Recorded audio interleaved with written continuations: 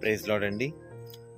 God gave human being a very important responsibility, and that responsibility is to seek the world and take care of the environment and protect the climate.